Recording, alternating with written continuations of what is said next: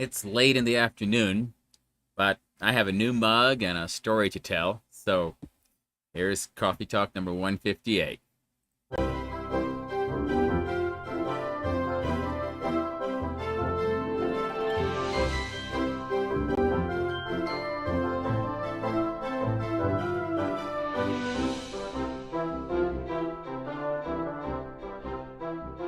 All right.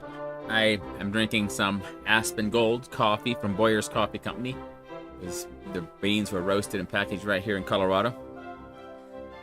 I have a new mug. I'll explain that in a minute. I have a few stories to tell. So last week, over the 4th of July, my family, we took a little vacation down to Fun Valley, down in South Fork, down in southern Colorado. And as we were down there, and we did a bunch of different things, but one of the things we wanted to do was go fishing. So because of my time management issues, we missed one of the better opportunities to go fishing in the evening one night. So the next morning, as we were leaving, I took the boys and we went fishing. We took the RV and we went up on Wolf Creek Pass there, and one of the reservoirs there, where the night before a lot of people were catching a lot of fish. So we land there kind of mid-morning-ish, and so we hop out and the boys grab their fishing poles and we head out to go fishing. And I thought I had some pictures, but I went looking for them, and I guess I don't really have that many pictures on my phone. So I have one, let's see here. One picture. No, maybe I don't even have one picture. Okay, let's try that again. Okay. There we go. So I have this one picture.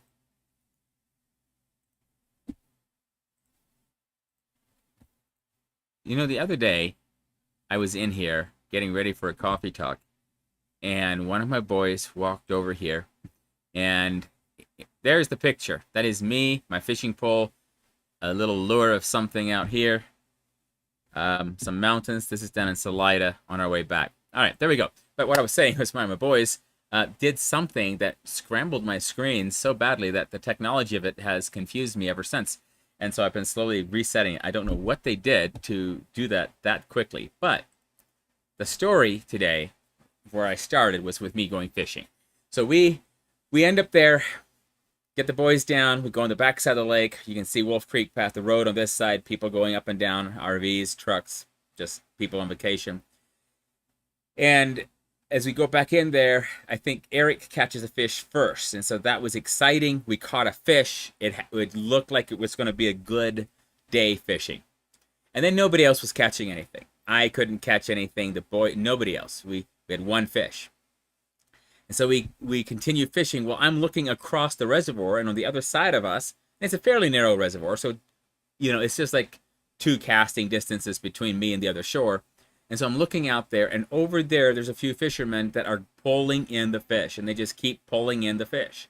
And I'm thinking, man, I wish I was over there. But that shoreline on that side actually had quite a few people, because there was one truck already there when we arrived. And then after we had settled in on this side, another couple trucks came, and they all just kind of lined up on that side of the reservoir. And they were fishing, and they were pulling in fish. They were catching fish. And a lot of them were brook trout and other things that are brown trout, I should say, that were often large enough to keep. And so I was just wishing that I had gone to that side instead of this side. But over here we were. Eric caught one. That was great. We were fishing up and down, and we just kept going. Everyone was trying different bait and lures and other stuff. And finally, I see a family come. And they look down they start going over here, but it was so rocky for them on that side that they came around to our side. And it was, and there was a lady with them who was having trouble walking in the rocks and stuff. And so I'm watching thinking, where are they going to go? Like, they have to go past us if they want to be on this side, because with all my boys lined up, we're using a lot. Well, then I look up and I see, oh, the other shore is empty. Everyone there has either left or has moved way down there. So I say to the new family coming in, why don't you take our spot? We're going to go to the other side. And they're like, are you sure? Are you sure? And I'm like, absolutely, I'm sure. Because in my mind, I'm thinking they were catching fish over there. We haven't been catching fish over here. I'm going over there. So I grab my boys and we move around to the other side, and this other family comes in and takes our spot. So now I'm on the other side of the reservoir, looking back at the very same spot I had just been in a few minutes before. And we started casting out and nothing. We're not catching anything. We try all of our baits, we try everything. We're not catching a single thing. But the family that took our spot, they're saying, "Look, Papa, I caught something. Look, look." And they keep catching. The kids are catching things left and right over there. I thought, what did I do? Why am I? And so we fished for a while, only caught that one that we'd caught back there, and finally we left. And while we were in there, and Stacy had come over to where I was, and I said, "Yeah, that family over there is catching so many where we were. I should have stayed there." And she said to me, "Joseph, you could have stayed there," because she was thinking that I had felt either threatened or pressured by them to let them in there. And I said, no, it wasn't that. Now she was touching on a very real issue that I have, that sometimes when I'm in the public spaces, like public lands, zoos, even just a public sidewalk, if I see someone else, I automatically assume that they have more right to that space than I do. So she was assuming that I was in that same rut, and I was like, no, I had wanted to move, and I came over here because other people were catching fish here. And basically, I think our problem that day was we probably had the wrong bait for what we were fishing for. Or we were using some power bait that was really old, and so that might have been the issue too. So we went on, but I kept thinking about how Stacy had seen me feeling bad and had assumed it was because of a previous issue that we've run into quite a bit, where when we're out and about and we're sharing outdoor space with people, I will often just assume that they have more right to that space, or that or maybe they feel more confident in knowing what they're doing than I do. I'm just a bumbling fisherman. I don't know what I'm doing. I grew up with cane poles. I was a little Amish kid. All those kinds of thoughts will occasionally still roil through my brain, where I just don't see myself on par or equal footing with the people around me. And then this week, in one of the family group chats that I'm part of, a lot of people who share my ancestry were expressing similar, not exactly that way, but we're talking about how there were many times in their young lives when they wondered if they were adopted, and if that was why their family didn't love them as much, or they were not as accepted. And I have had that exact same feeling, where I wondered, several things happened. I thought, you know what, it's probably gonna come out that I was adopted, and something or other, or somehow something will be discovered that will prove that I am not quite normal. I'm not quite as accepted. I'm not quite in the right place where I ought to be. And so a few times in my life that has happened. Now for me, fortunately, I have a different side of my personality that is really quite bubbly and vivacious and just fairly confident in what I'm doing. And so I wouldn't dwell too long in this spot, but I would go there for a little bit. And so to think of someone who gets stuck there, thinking constantly that somehow they don't belong, because I can go there like that, just take me to the zoo and have my children all kind of sit down on the sidewalk in a big old mess, and I'll be like, this is not our sidewalk to sit on. We've got to get up. And Stacy is like, it's our sidewalk. We can sit here and eat our lunch if we want to, just as well as anyone else can.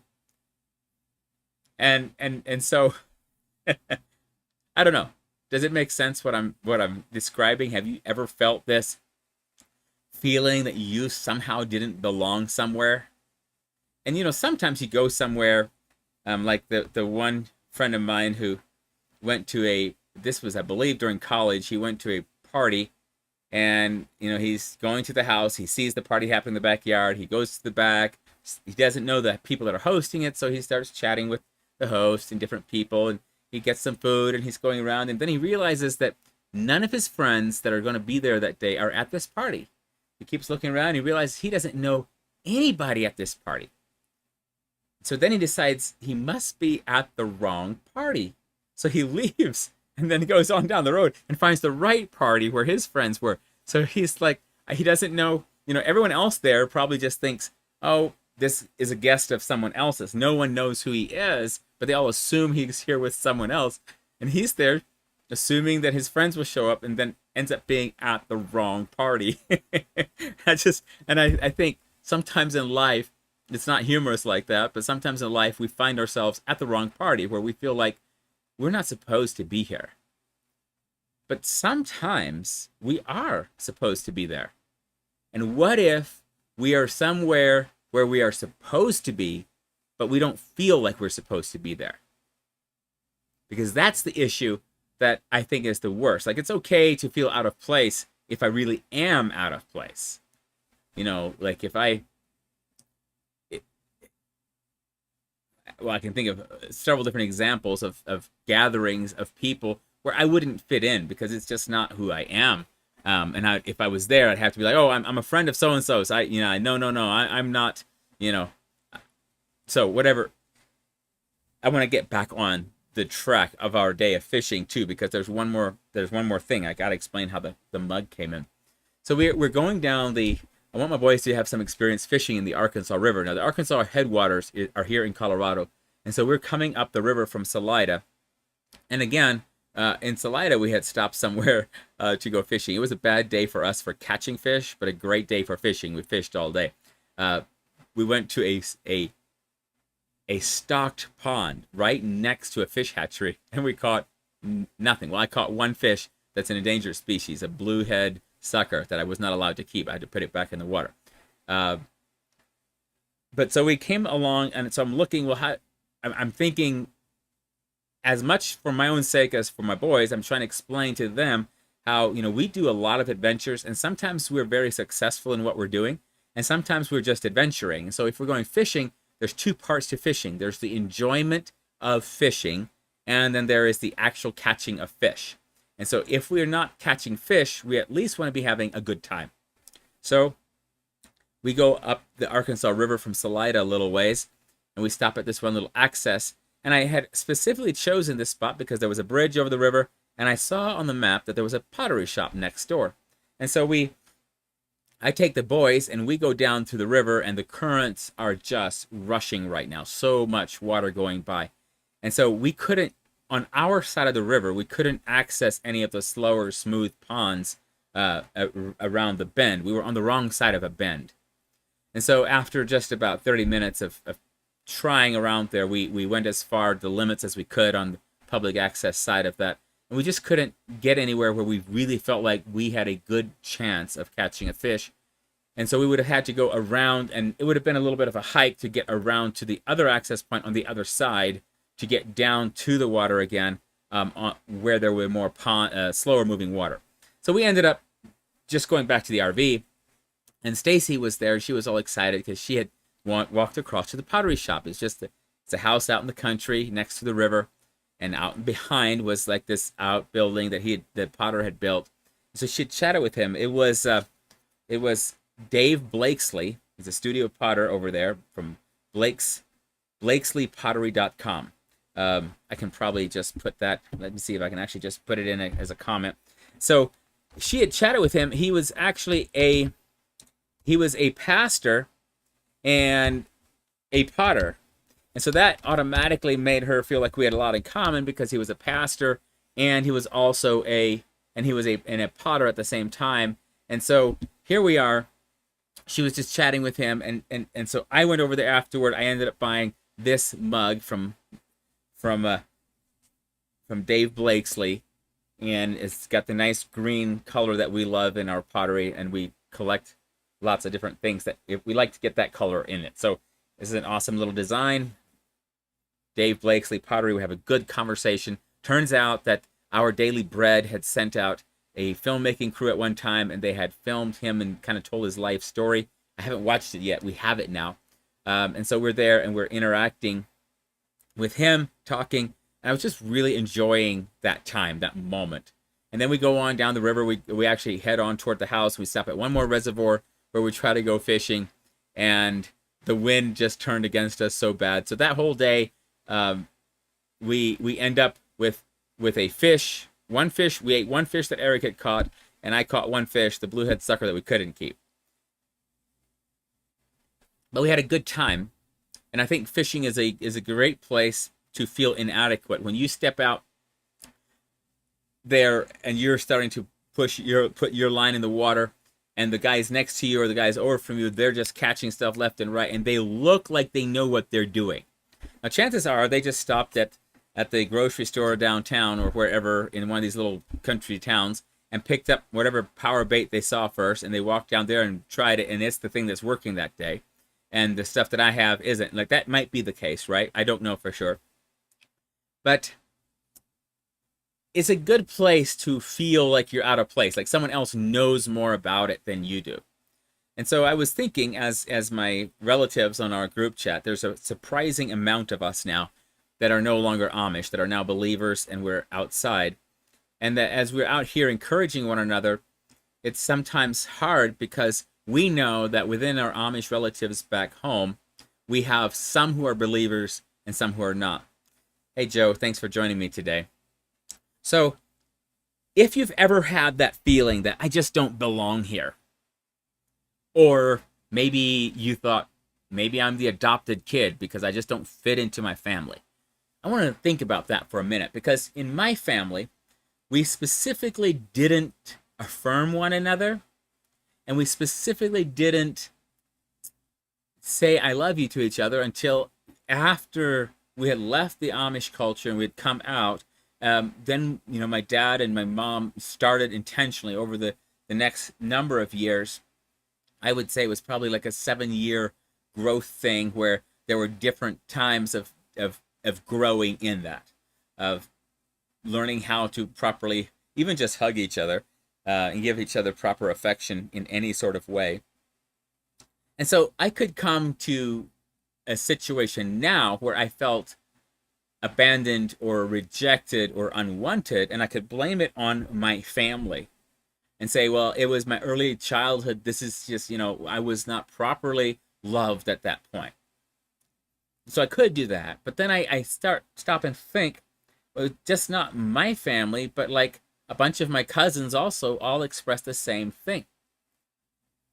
And then not just my cousins, but a lot of people sharing my background. So maybe it's my religious upbringing. Maybe it's the Amish culture. Maybe that's where I was, where I somehow didn't feel like I belonged. And in a very real sense, yeah, sure, it might be connected there. Because think about this.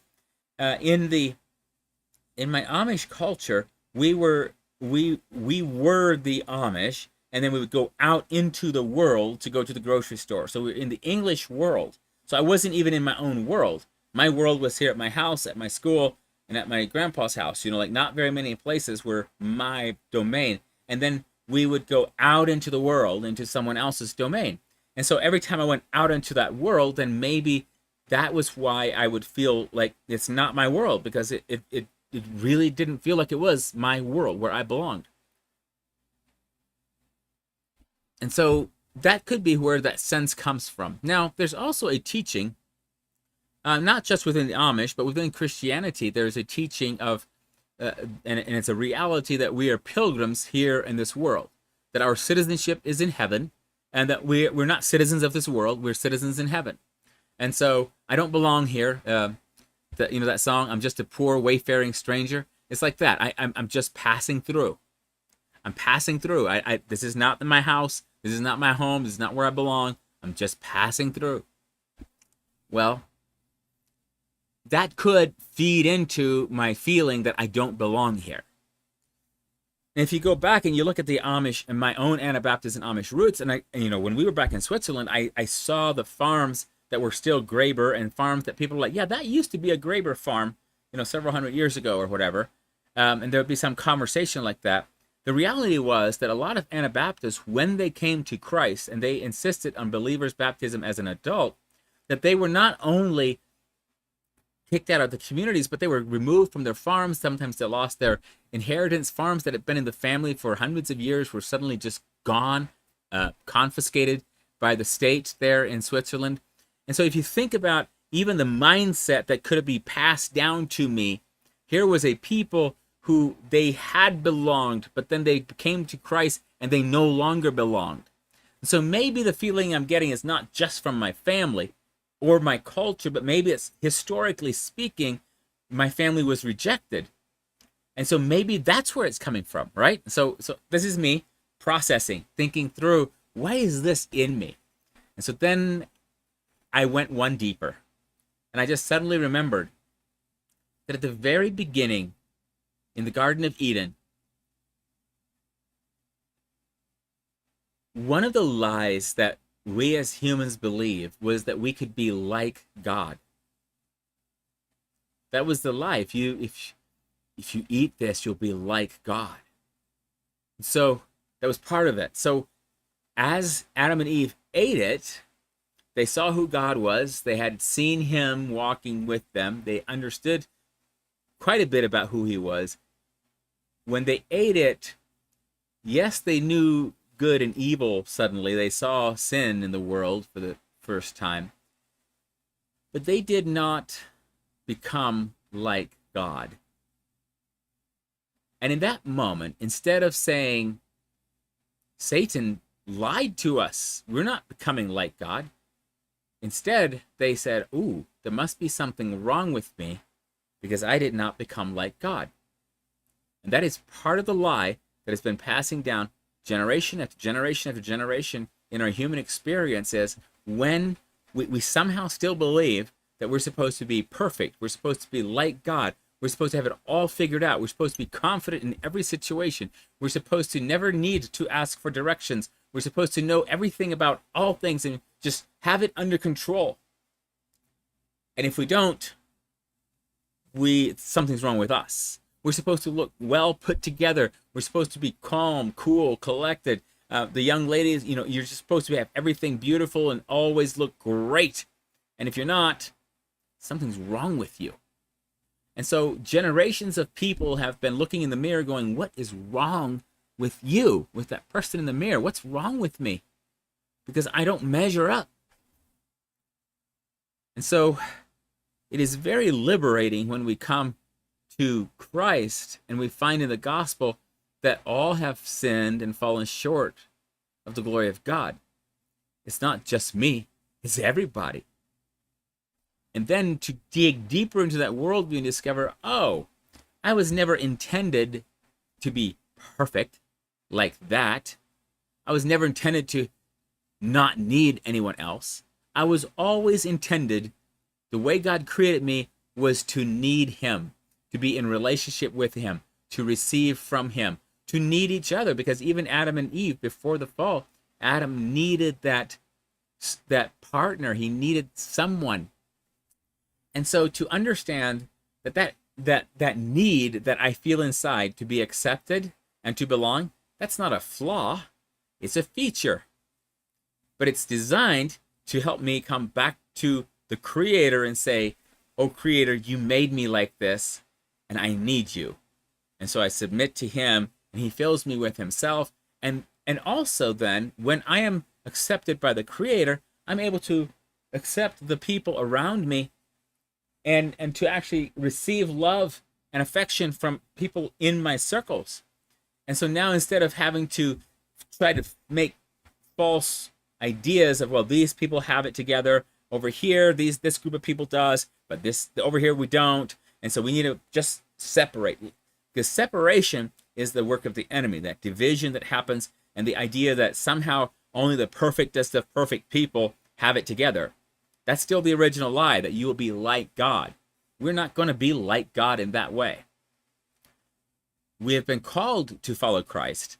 We've been called to a certain perfection that is Jesus, his sacrificial death, blood, and then the resurrection and the ascension into heaven. And so we are going to be with him, and that's perfect. Right now he is within us, and that's perfect. All of us at some point in our life have to come and say, I fall short. I am not perfect. And Jesus says, absolutely correct. I made you who you are, but I didn't design you to be flawless in that way. I designed you to be in communion with me. Now, it's true that some of the flaws that are in our life and some of the sins and the brokenness came because of sin. So they were added on top. However, Jesus is fully able to take those into stride and to redeem and transform and make those different as well. And so I think about for myself in my own life, the feeling of being either abandoned, alone, or somehow not belonging can crop up at all kinds of times, and sometimes it can be crippling. And I've talked with other people, sometimes it's more or less of a problem. But for me, one of the first places that I understood that I belonged was when I understood the Father's love, that God so loved the world that he gave his only begotten Son, that whoever believes in him should not perish but have everlasting life. The Creator loved me enough not only to create me and to form me in the womb and put me at this time and this place in history with the family that he gave me, that was part of his love, but then to walk with me through that and to call me out of darkness into his light, so I got to walk with him. And then he wants to be within me. He chose me. It was his idea that I, Joseph Graber, could come to him and be born again and walk with him, not in the flesh, but by water and the blood, to be made new in Christ. That was beautiful. And so in Christ we find, oh yes, now we have meaning. We are loved by the Creator. He loves us. And then we find purpose too, where he says, I want you to go out into all the world and make disciples. And so when I was thinking earlier in the conversation last month with Stacy, and or earlier this year even, and we were just discussing how often on public property, I will feel as if this is not my world and I don't belong and I'm just kind of an imposter of some kind. Well, I've been sent there by the God who created all of it. He says, go into that world that I made and make disciples. So there is not a place on God's green earth that I don't belong. Now, it's true that there are some places on God's green earth that he specifically sends me to and says, go, this one's yours, go. But there are other places where other people are carrying the gospel into the areas. But everywhere, anywhere, all around the world, it was designed for you and me to be able to go to these places, to enjoy them, to delight in them, and to make disciples there. And so you belong. If you are human and you're made in the image of Adam and Eve, the Creator loves you and sent Jesus for you. And then Jesus calls you to himself. Come to me, all you who are weary, heavy laden. He says, I'm not going to leave you orphans. I'm not going to leave you comfortless. I'm going to send my comforter, the Holy Spirit, to be with you. And then I'm going to send you out into all the world.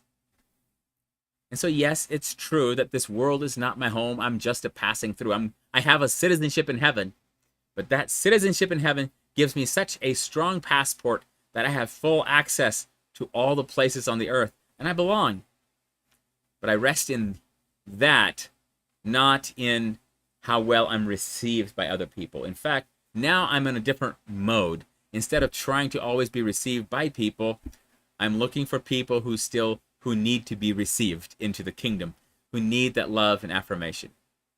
And I'm not always very good at it, but I'm getting better at practicing and walking in the love and affirmation that the Father has for his children and helping call the lost children to the Father. I'm getting better at it. So that's my coffee talk for today. And I am just so grateful that in Christ I belong, and that when we go out into the beauty of creation, that I can breathe it in and say, God created this for me. Now you can do the same. We're in this way, we're the same level of special. We belong here. God made this for us. He intended for us to have dominion and to explore this whole earth. So that's pretty cool. So I don't know if you've ever felt that you didn't belong, but maybe start with the author, the Creator, and say, you made me. Why did you make me? Where do you want me to be? And he has a place for you in this world. And that's actually the exciting part for me in my journey with the Lord, is how consistently, as I pray and seek him and walk with the Lord, he keeps revealing to me what my place is in this world and how I am to walk with him. Thanks for listening to some of my talk today. I'll see you guys later. Going camping this weekend, not sure when I'll be back. Blessings.